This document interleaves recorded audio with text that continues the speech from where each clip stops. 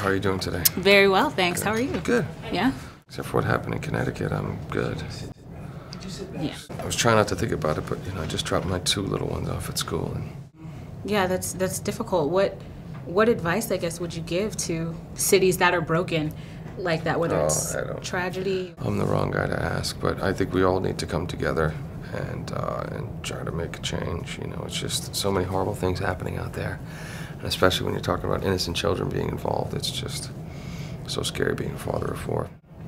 No, it really is. And I know with your character, actually, and you're moving to that, is really about kind of fighting various injustices that occur in the city. Mm-hmm. So what for you is the biggest injustice that you've seen in your lifetime that you really wish you could change or make right or get out? Obviously, there's a lot out there. For me, I just tried to give back to the kids that are facing, difficult situations like the ones I faced, That's why I started my youth foundation. For me, it really kind of starts at home. I know there's a lot going on in the world, in the Middle East and various places, but, we also have kids that are faced with a serious uphill battle here, at-risk youth, inner-city kids that are, living in these dangerous places. We just had our annual Christmas party for my youth foundation, and it's the first time that I took all my kids, and we try to give these kids a special Christmas. Timberland and New Balance and all these companies give a lot of stuff, and then we had these video games, which was like the special thing for them at the end. And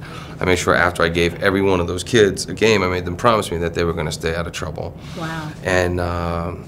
And behave themselves. And my daughter was making fun of me. She does a really good imitation of me. She's like, Really? "You stay out of trouble. You promise." Right? And I'm like, but she's like, "Why are you saying that to all of them, Daddy?" Because they see these kids are happy and they look like them, but they don't know what they face when they go home and they get off of that bus, in the neighborhoods that they grew up in. I do everything I can to make sure my kids won't have to deal with that. Mm-hmm. But I also want them to understand that, kids are really, have a very different lives from them, and we need to do something about that.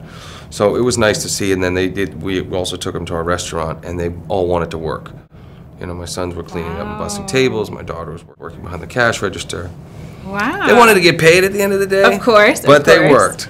They understand which was the nice. value of a yes, dollar. That was nice. They That's didn't awesome. think because their name was on the marquee of the restaurant that they had this sense of entitlement. They wanted to work. Right. That's awesome that you're instilling that in them Well, at such an early age. After we're building a new house, and they're like, "We don't want to live in that house."